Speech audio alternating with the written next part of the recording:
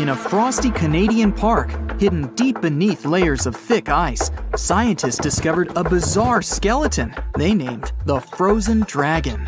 The skeleton had been in the frozen ice for millions of years. It took experts decades to work out the species of this strange fossil. It was identified as a new genus of pterosaur.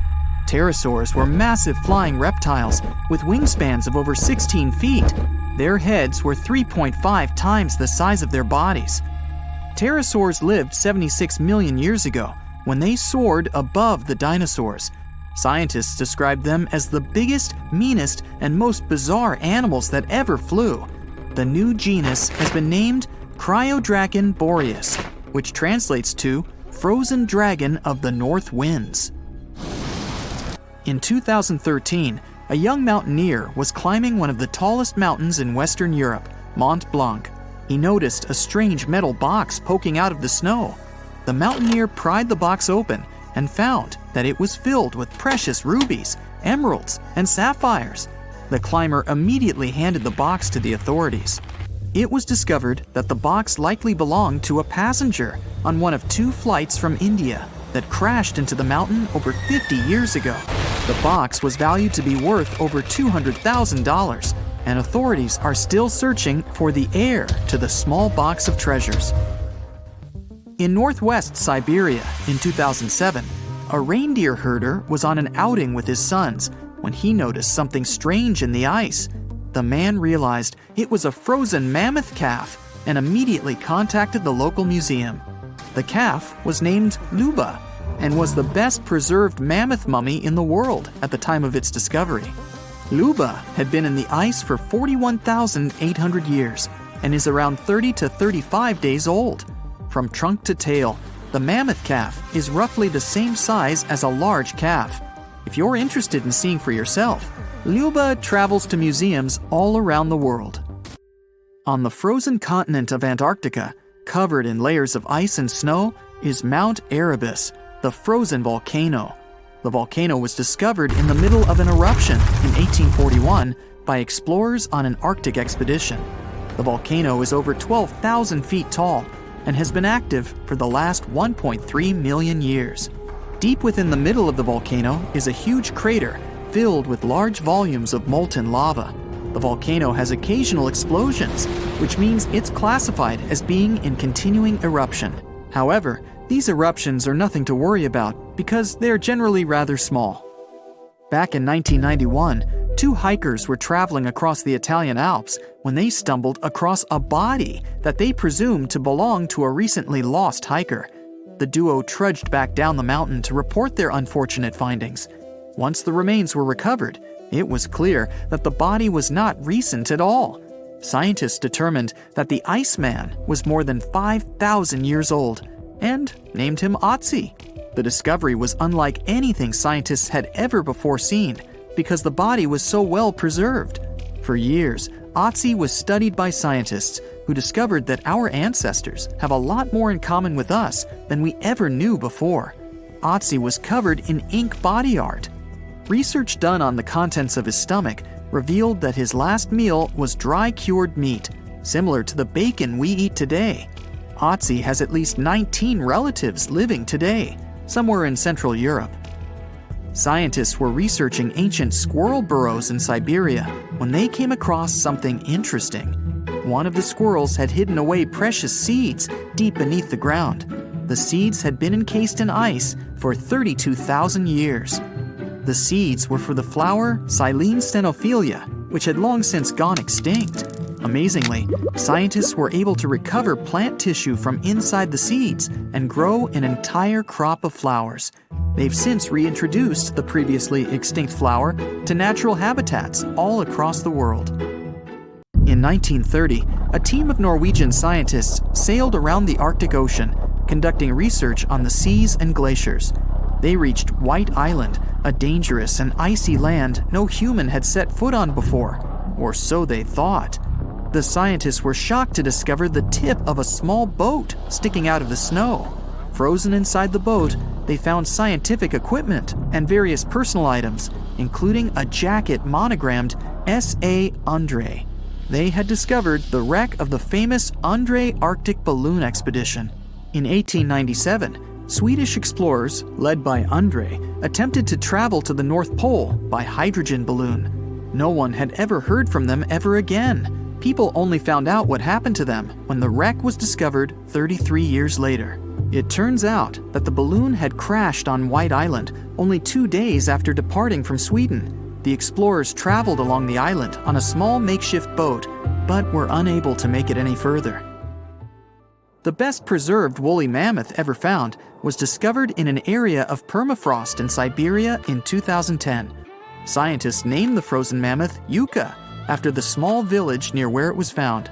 Yuka had been frozen for 39,000 years and is thought to have been around 6 to 8 years old.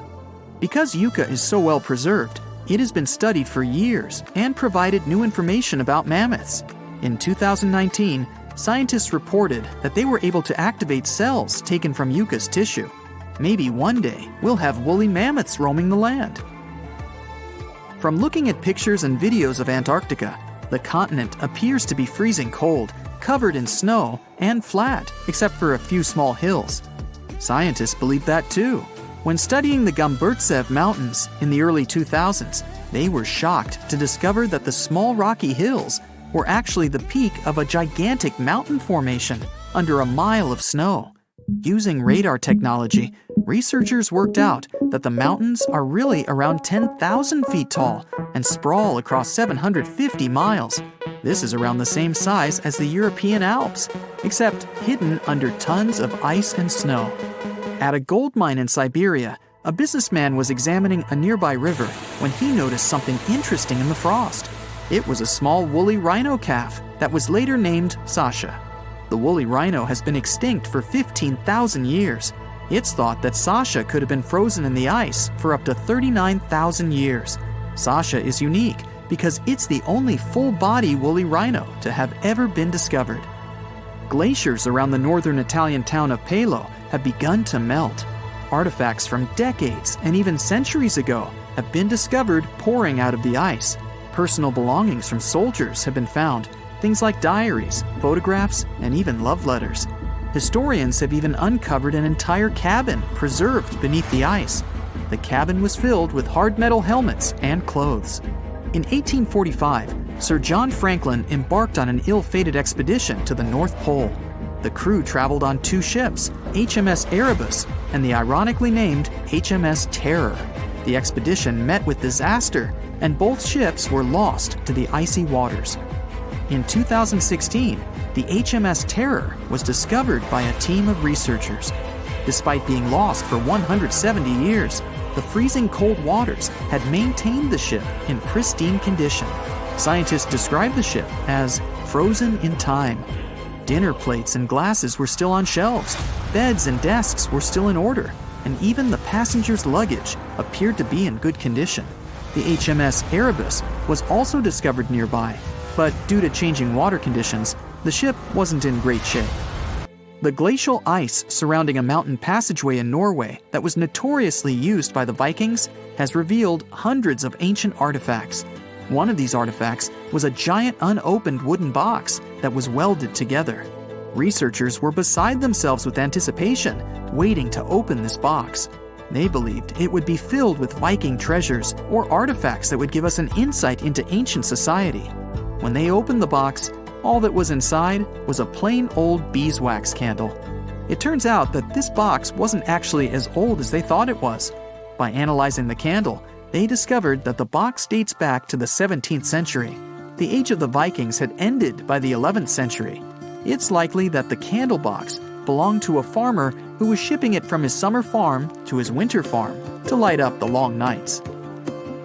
The legend goes that a dwarf named Fafnir was famous for his strength and courage. Because of his qualities, he was tasked with protecting their kingdom. Dwarves were known to gather a lot of wealth, so a bit of added security was a must. I mean, they lived in a house made from gold and precious gems. But Fafnir also had another special talent. He was able to shapeshift. Tricked by Loki, the Norse spirit of mischief, Fafnir was taken over by his greed and the shine of his father's treasure. he decided he did not want to share any of it, not even with his father or his brothers. He stole it and ran away all by himself to a place he'd be hard to find, the middle of the desert. To protect his wealth, Fafnir transformed into a huge dragon. His new appearance looked like a huge snake, powerful and scary. His magical powers did not end there, though. Because the dragon couldn't fly, he also spread poison all around his new home, so no one had a chance to survive if they wanted to take his gold away. Fafnir was soon defeated by a young hero named Sigurd. The legend of Fafnir tries to explain why family is more important than greed. It also shows the many magical powers dragons possess. But the most interesting part is that it's quite a good example of how dragons came to be in our tales. But hey, this is just one of the many stories mentioning dragons. Just switch on your TV or peek into any bookstore, and you'll surely stumble upon dragons somewhere. Variations of dragon-like creatures have been described in stories from all over the world, from Asia to Northern Europe. Most of these creatures are depicted with reptile-like bodies, wings, and claws. And the scariest trait of them all, they can breathe fire out of their mouths. The name of these creatures comes from the Latin word draconum, which translates to huge serpent. But let's take a trip down memory lane to see how it all started. An Asian historian, for example, discovered some fossils back in the 4th century BCE and decided that he'd stumbled upon dragons. It's easy to understand why he got so confused if you look at a fossilized stegosaurus. It was 30 feet long, 14 feet tall, and covered in armored plates and spikes. The Nile crocodile might have gotten mistaken for a dragon too.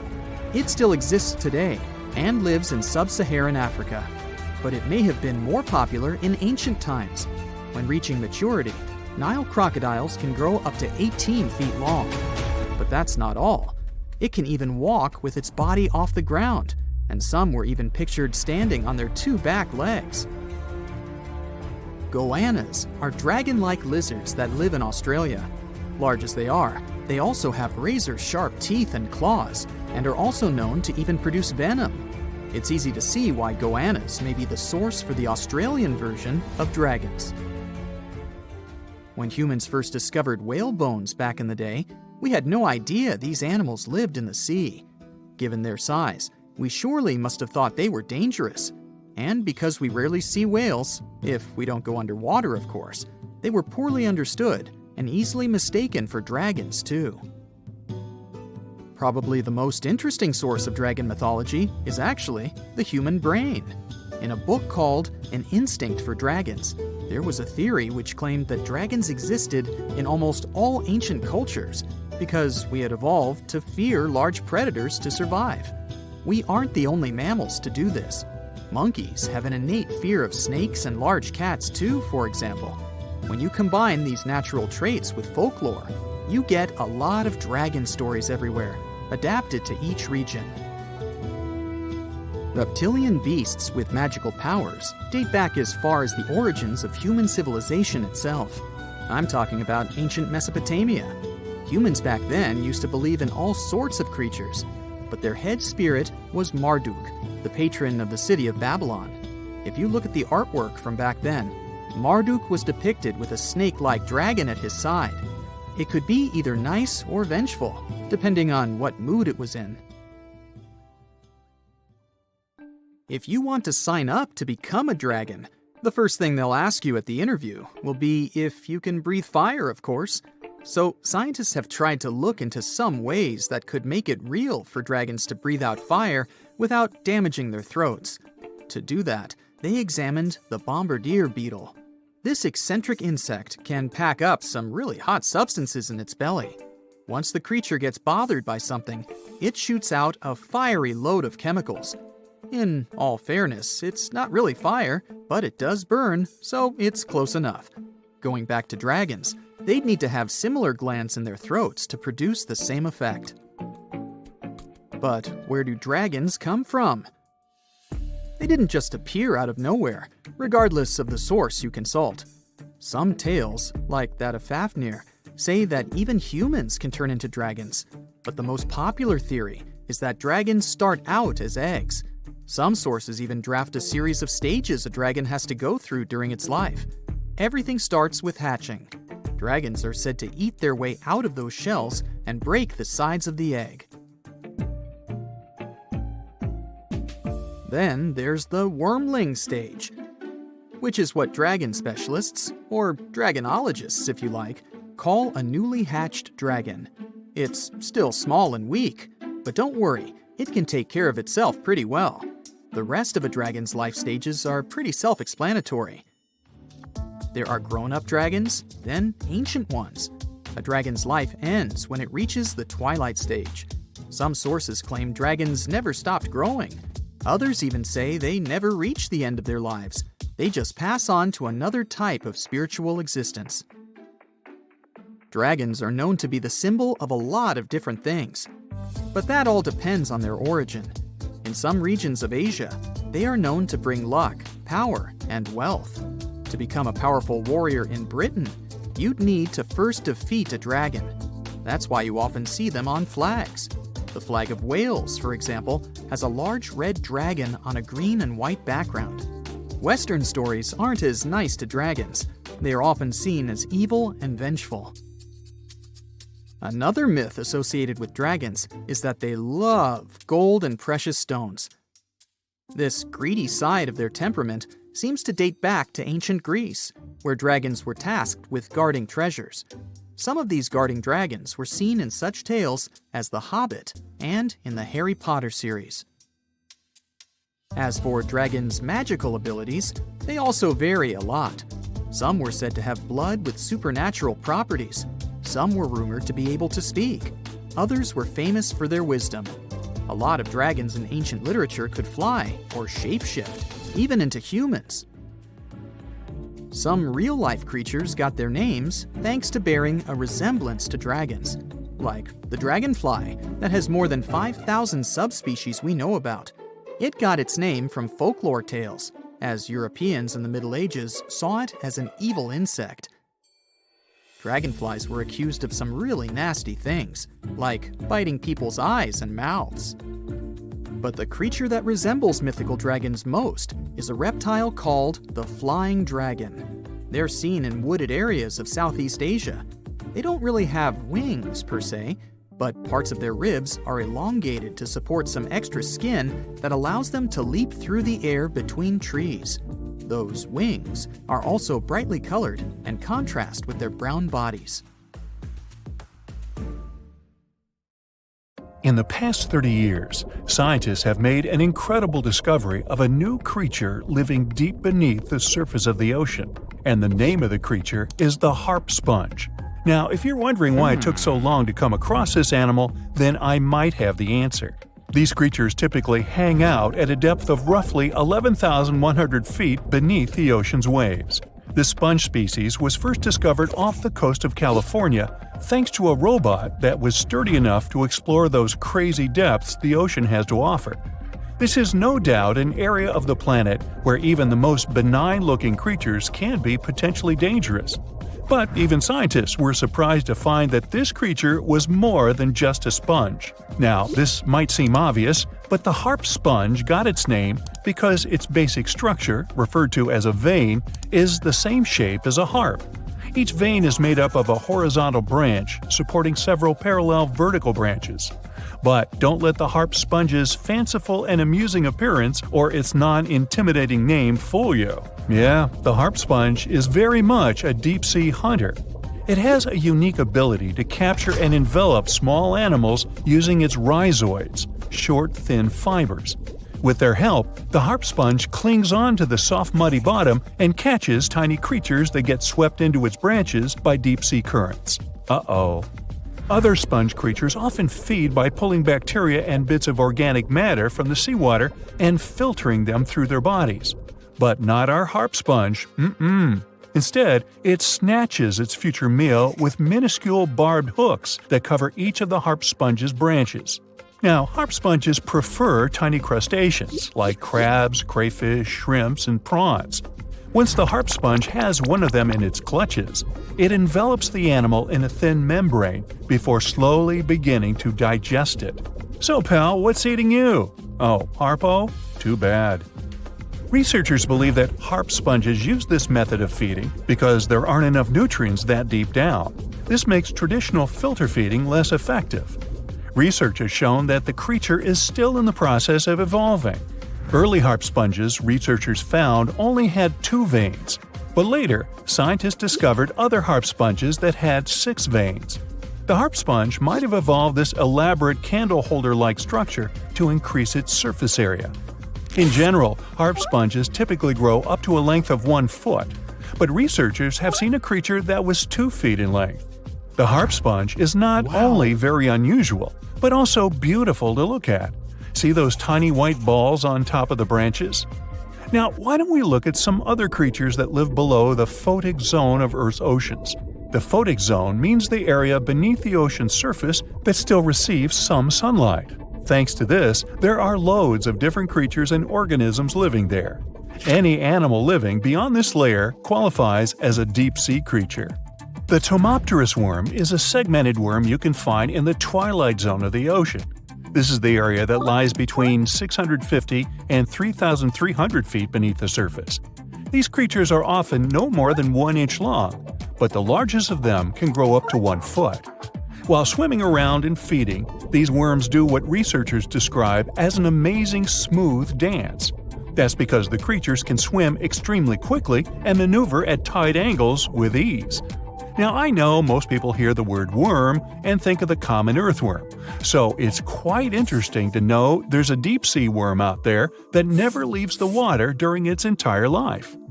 Similarly, most of us try to avoid jellyfish that either rest on the sand or sit on top of the ocean waves. This isn't the case with a Kronosaurus jelly. That's a deep-sea creature too. This beautiful jellyfish is mostly ruby red, bright orange, or electric purple. That's what helped researchers realize they had found a new species of jellyfish. The creature grows to a maximum size of 1 inch across. It has tentacles that stretch out in every direction. Now, if you come close to this jellyfish, it'll pull all these tentacles in toward its body before rapidly swimming away to avoid danger. Yes, you are dangerous. The Kronosaurus jelly is extremely rare. You won't see it very often. You might need to borrow that deep-sea diving robot I mentioned earlier. While worms and jellyfish might seem quite harmless, this isn't the case with the Pacific viperfish. Ooh. This creature is equipped with a noticeably big mouth, like me. And the needle-like teeth inside are key to its hunting strategy. Pacific viperfish live at around 5,000 feet below the ocean surface. But they're among those numerous marine animals that migrate each night from the ocean depths toward shallower waters to dine. What's on the menu for dinner tonight? Lots of small fish and shrimp. The creature can grow up to 12 inches in length. Its 2 front fangs, which stick up from the fish's bottom jaw past its own eyes, are especially dramatic. When the fish unhinges its jaw, its mouth can open wide enough to engulf smaller animals, and the teeth form a cage to prevent an escape. Now, have you ever seen an underwater creature that looks like a strawberry? Trust me, it does exist. Just look at these dots on the strawberry squid. The creature has a big eye and a smaller one. You might think this unconventional pairing would be awkward and uncomfortable, but it's actually the opposite. The big left eye looks upward. It spots shadows cast by other animals in the dimly lit waters above. The eye's tubular shape helps it collect as much light as possible. On the other side of the squid's head, you can see its right eye. It's small and looks downward. This eye searches for flashes of bioluminescence produced by animals lurking in the darker waters below. Now, bioluminescence means the production and emission of light by living organisms. By the way, the squid has a nickname. And no, it's not Squiggy, although that's a great one. It's known as the cockeyed squid. This is simply due to the remarkable difference in size between its 2 eyes. I think I like Squiggy better, and so it goes. Since light doesn't reach the deep sea, the strawberry squid's body actually looks black. This helps the creature hide from enemies, such as sharks and dolphins. In general, the strawberry squid grows to a length of 5 inches. It typically lives around 3,000 feet below the surface, but floats to shallower waters at night. Now, the feather star is a marine creature without a backbone, but with feather-like arms that radiate from the center of its body. These creatures first appeared around 200 million years ago. Related to sea stars, they look like a flower, but if you approach them, they'll quickly swim away. But not all feather stars can swim. Many species can only crawl along the bottom of the seafloor. Like some of the other deep-sea creatures we've looked at, the feather star can adapt to its surroundings. It has a creepy ability to shed its arms, the same way some lizards can shed their tails. This also helps them escape from their enemies. Feather stars live all across the globe, from the equator to the poles, from the shallow waters on top of reefs to the deep, deep sea. Now, given that we're dealing with mysterious creatures, the name of this one is quite fitting. The swift vampire squid should be the official symbol of life in the deep sea. The animal has a dark red body, huge blue eyes, and a cloak-like web that stretches between its 8 arms. This, along with its name, may suggest that the creature is some form of a terrifying hunter. In reality, though, the vampire squid is a soft-bodied, timid creature, about the size, shape, and color of a football.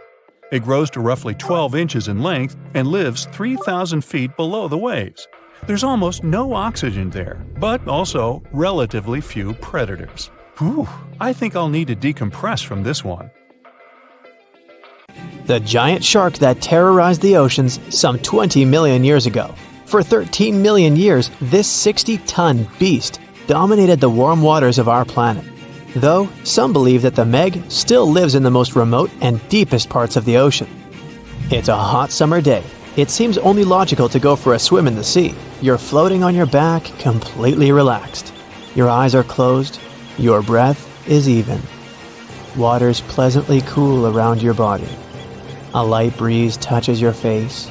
You feel calm enough to doze off. Suddenly, something bumps into your leg. Yanked out of your half-slumber, you begin to flail until you're face-to-face with the invisible danger. Luckily, all you spot is a couple of easily recognizable fins and cute smiley snouts. Phew, just dolphins. Guess you're lucky to meet them in the wild. These amazing creatures are so close, you can touch them. You've heard people say dolphins' skin feels rubbery, but to your mind, it's more like the inner part of a hard-boiled egg. One of the animals is so close to you that its salty smell fills your nostrils. You know, though, that dolphins don't have sweat glands. It means they don't sweat and are pretty much odorless. The smell you sense comes from the water they swim in. The largest and most ferocious predator to ever haunt the oceans, the Megalodon shark dominated the seas for centuries before coming extinct millions of years ago. However, scientists managed to discover very few remnants of the giant shark. Everything we know about the great beast we've learned thanks to fossils of its giant teeth, which are just about the size of the average human hand. A megalodon skeleton has never been discovered. Shark skeletons are made mostly of cartilage, meaning that they decompose quickly. Luckily, sharks continuously shed and regrow teeth throughout their lives.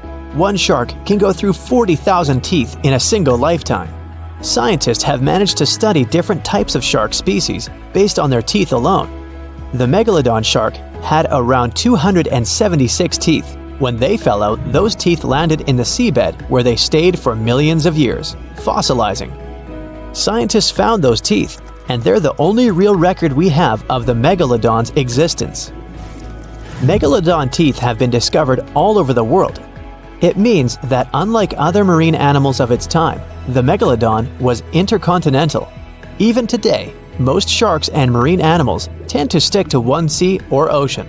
The megalodon shark swam freely around the world, moving between tropical and subtropical waters. Megalodon teeth have been found in every continent apart from the freezing cold waters of Antarctica. When a megalodon makes a starring appearance in a movie or TV show, it's portrayed to look like a giant version of a great white shark. Scientists previously believed that the megalodon and the great white shark both descended from one common ancestor. Still, it's not true.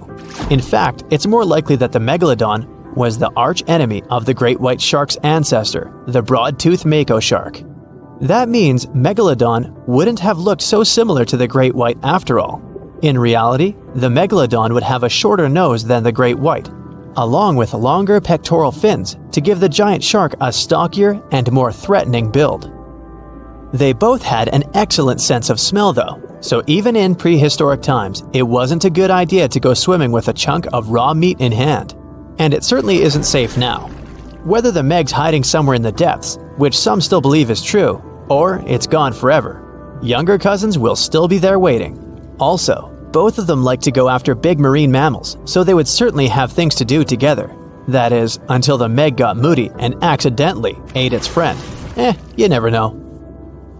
These guys had a different hunting style. Great whites prefer to dive straight towards their prey and find its softest spot, like exposed legs or underbelly. Sometimes, an entire tooth would be found embedded in a bone of some bigger animal, such as a whale. Without the main parts they use for swimming, poor sea animals were then helpless and unable to escape. Yet whales were just a smaller part of Megalodon's diet. Seals, sea cows, squids, dolphins, other sharks. The good old Meg probably wouldn't say no to some random school of smaller fish swimming into its mouth either. Nothing better than a good snack after a big tasty dinner. Even those giant turtles weren't safe with their thick shells. The Meg probably took them as a dare challenge on a daily basis. Scientists have used computer simulations to try and work out the hunting style of the ancient shark.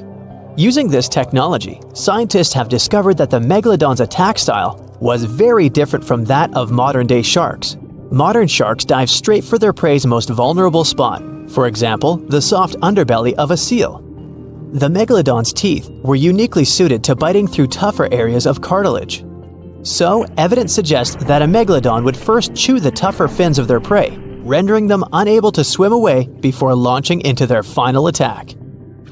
Some people believe that the Megalodon is still alive today, lurking at the depths of the ocean's waters. But it's unlikely to be true. Megalodons are a warm water species, which means they would be unable to survive in the cold waters of the deep ocean. Most of the Megalodon's potential prey live in shallower waters, meaning there would be very little for the Megalodon to eat at deep sea level. Simply put, if there was an animal as big as the Megalodon still living today, we would have spotted it by now. It is unlikely that you'll run into a Meg though. The sharks, like us, preferred warm coastal waters. Deep ocean living would be too cold for the beasts, and food would be scarce. Their entire bodies would also have to evolve to avoid being squished by the enormous water pressure down there. It's unlikely they're still around, but not impossible. Some good news if you do run into one is that the shark is pretty unlikely to eat you. You are way too small a meal for the Megalodon, even if you have a couple of friends with you. This guy eats whales that are over 50 feet long. If you're having a beach party though, it's a different story.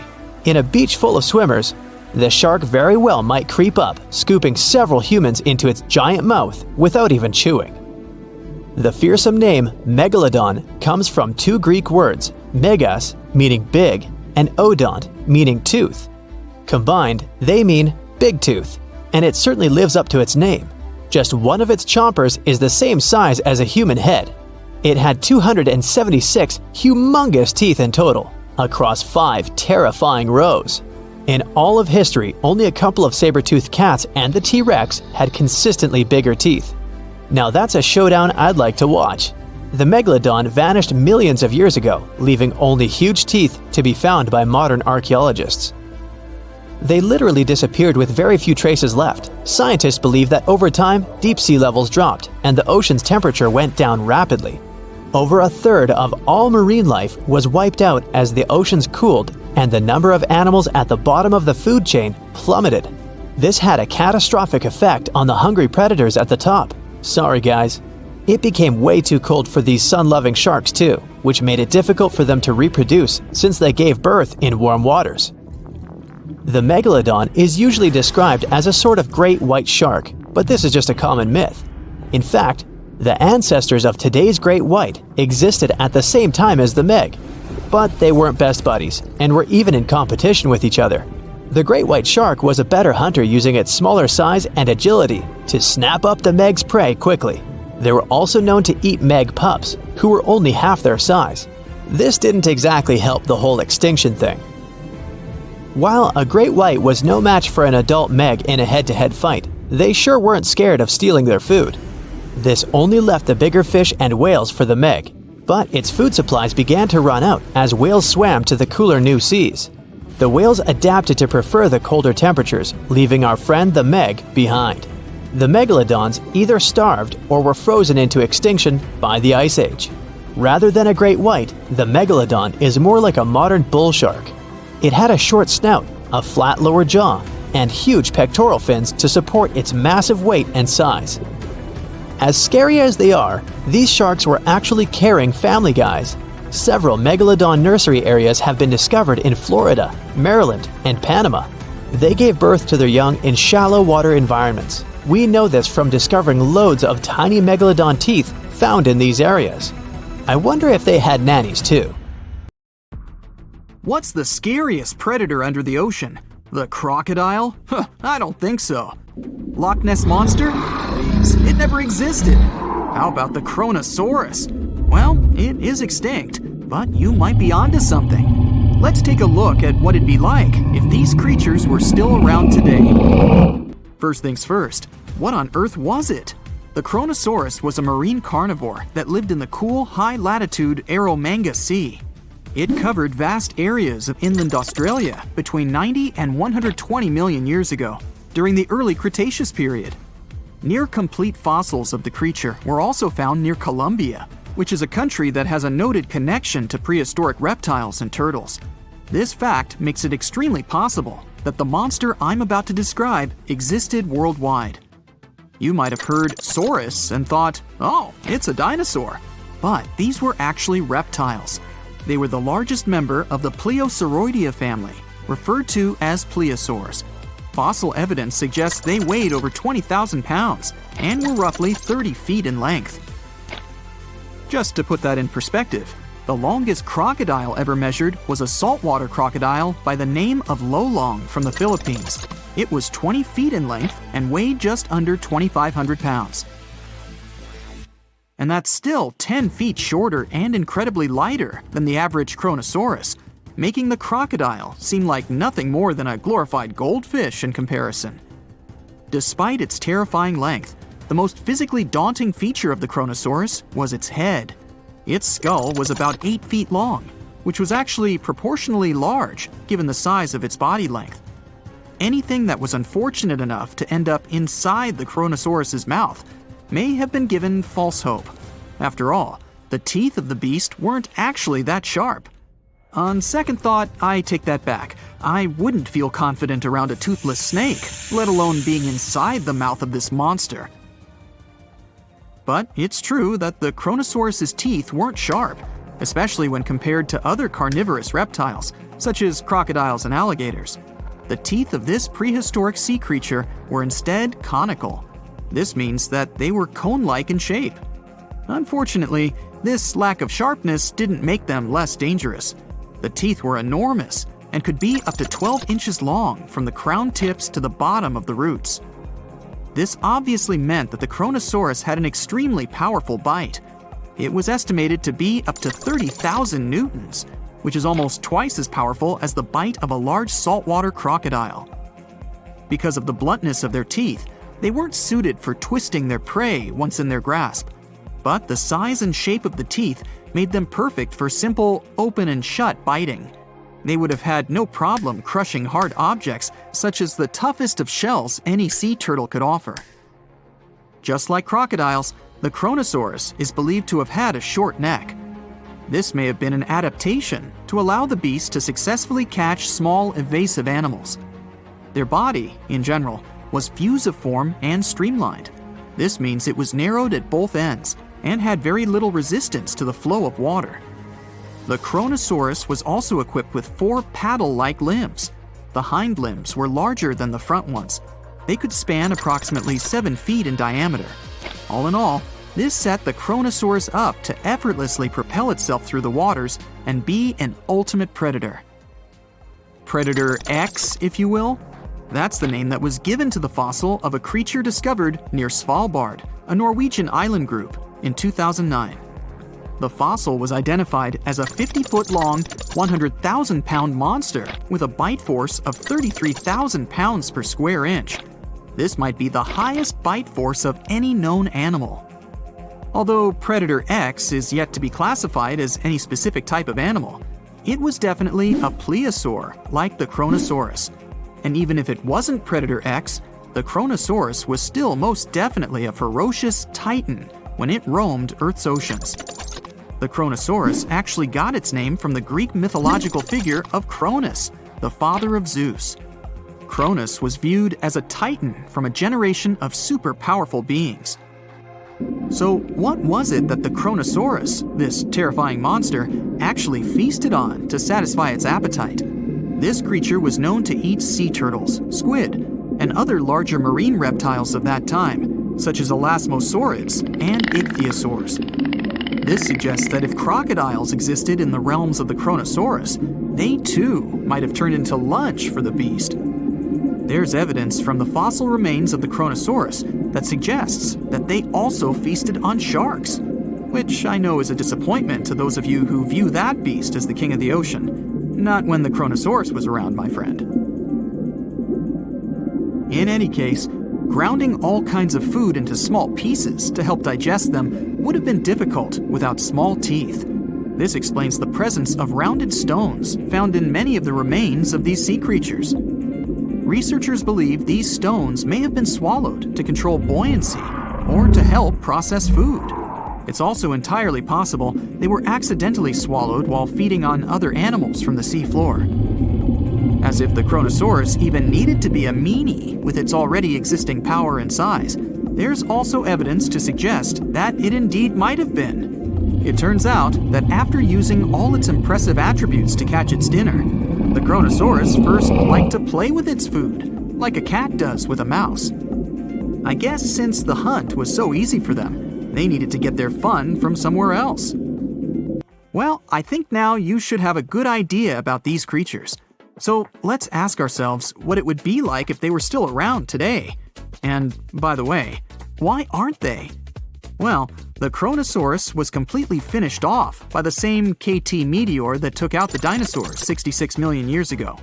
But even before this catastrophic event, they were coming under increased pressure from an even bigger and more vicious family of carnivorous marine reptiles known as mosasaurs.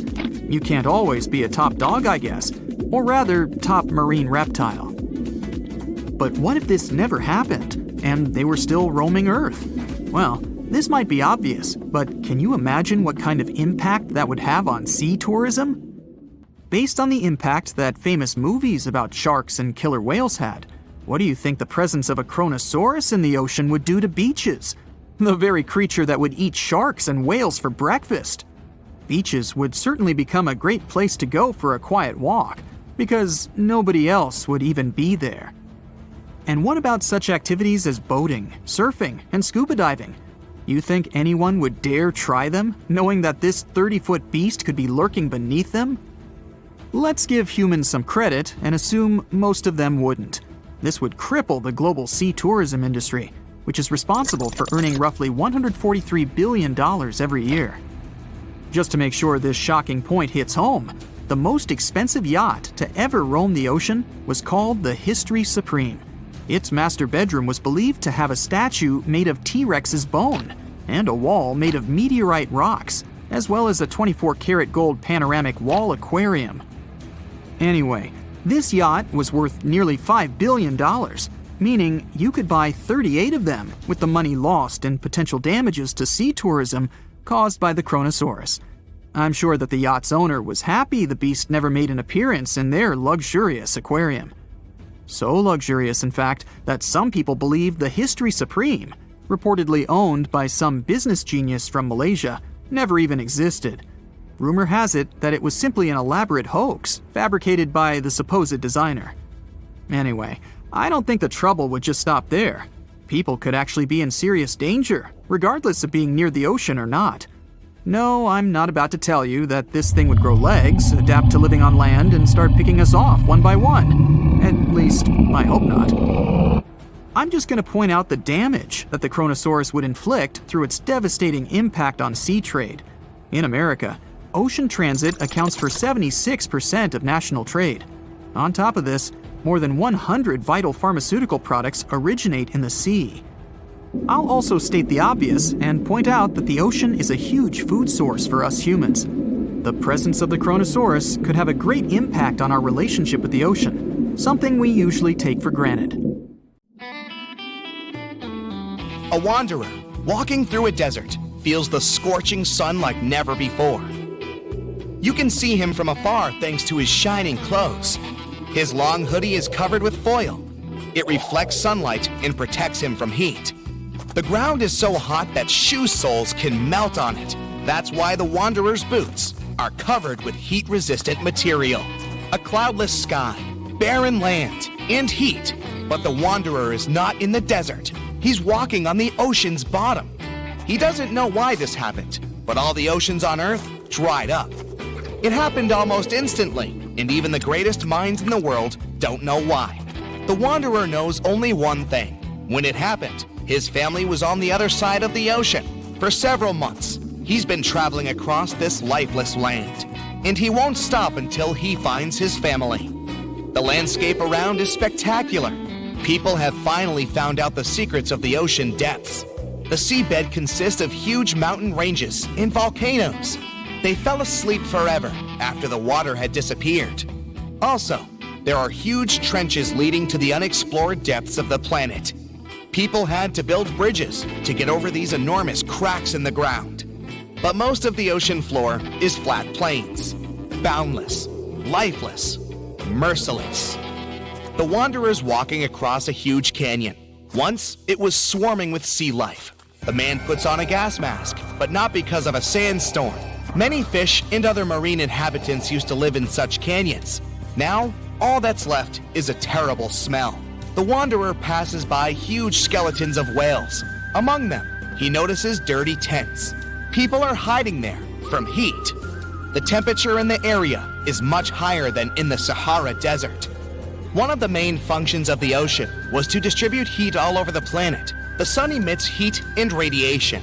The ocean absorbed this energy. Lots of currents were warm, and they carried this warmth around the world. The water got heated at the equator, then it evaporated and turned into clouds. When warm air rose, it pulled along colder air from below. This allowed the energy to be evenly distributed. In simple words, the ocean cooled hot places and brought warmth to cold ones. Now there's none of this. Every day the sun burns the equator and dries up the rest of the planet. The wanderer doesn't come close to the tents. He is carrying the most valuable treasure in the world and doesn't want people to notice him. The inhabitants of Earth are just trying to survive, and many have forgotten about such a thing as morality. Fortunately, the wanderer still remembers. The thoughts of the family help him remain a good person. Sometimes it complicates his life. Like now, for example. In the distance, he sees a young girl. She doesn't look well. There's no one around, and the wanderer decides to help her. Out of his backpack, he pulls a thing worth more than all the gold on the planet, a bottle of water. The girl takes a few sips, but instead of thanking the wanderer, she starts screaming. It's a trap. Her accomplices appear from different sides. Looters. They're gonna take everything. The wanderer runs away. He hasn't eaten for several days, and his strength is leaving him. He won't be able to keep going much longer. The marauders are closing in on him. The wanderer throws the bottle aside. His pursuers rush to the water like crazy. They forget about the man and fight one another for the bottle. The chances of the wanderer's survival have greatly decreased. He could make this bottle last at least several days.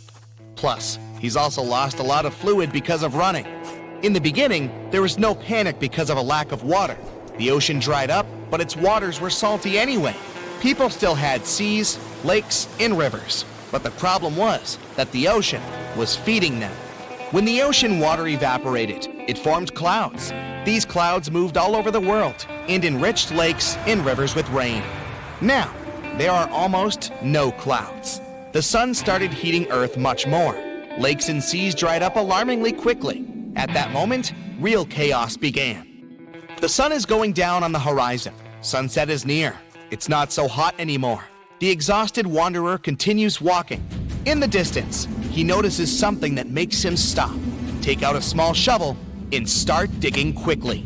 There's no shelter around, just a flat plain. The wanderer speeds up, otherwise it might be too late.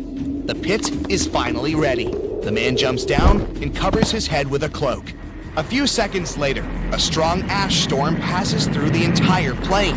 The smallest particles of ash can penetrate through clothes and get into the lungs. The wind is so strong that it can knock anyone down. When the oceans dried up, the sun began to burn the surface of the planet. This led to massive forest fires. The flames destroyed almost all the trees. Huge clouds of carbon dioxide and ash formed. Driven by the wind, they travel the world and poison everything around. The wanderer is sitting in the pit while a terrible hurricane is sweeping over his head. He thinks of his family and slowly falls asleep. Cold wakes him up. Frosty air chills him to the bone. So it's night now. The wanderer climbs out of the pit and finds himself under bright stars. As soon as the water dried up, almost all clouds disappeared. Factories stopped working. Cars no longer emitted carbon dioxide. Thanks to this, comets and the most distant stars can be seen in the sky. The wanderer has seen them 1,000 times, but he's still not used to the breathtaking picture.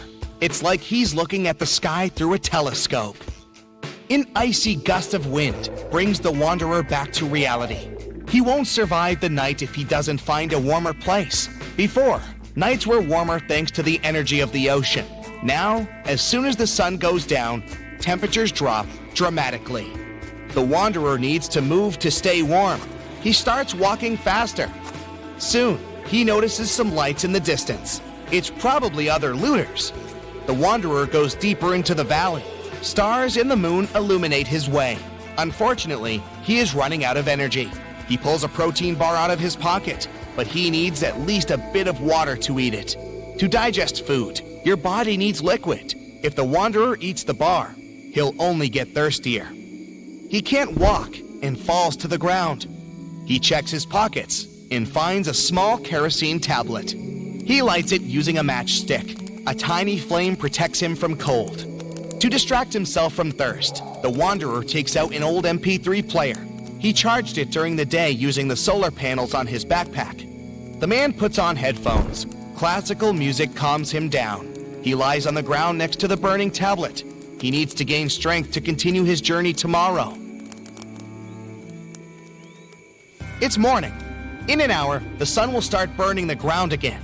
It's crucial to find water while he still has some time left. The wanderer inspects the territory and notices a spot where the ground is darker. In his previous life, the wanderer worked as a surveyor. He takes a few steps and touches the ground. It feels cool. There's an underground spring here. He begins to dig. The ground is getting wet. Water starts seeping out of the soil. The wanderer fills his empty bottles. Things don't look that bad anymore. It's getting a bit more difficult to breathe with each new day. In the past, phytoplankton and algae produced up to 70% of all the oxygen on the planet, but not anymore. Several days have passed. The wanderer runs out of water and food again. Fortunately, not for long. He's now walking among huge sunken ships. He sees modern aircraft carriers, liners, and even ancient pirate boats. In the distance, he spots huge mountains. The tops of these rocks are what used to be called the shore.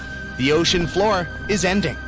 The thoughts about reuniting with his family give him more strength. The man reaches the top and finds himself in the middle of a ruined city. It's empty. Where have all the people gone? Where is my family now? The wanderer asks himself. The man walks through the abandoned streets and meets an old man. He says that almost all the people who used to live here left the city and went to Antarctica. The wanderer has a new goal. He's going to get to the icy mainland no matter what. He will find his family.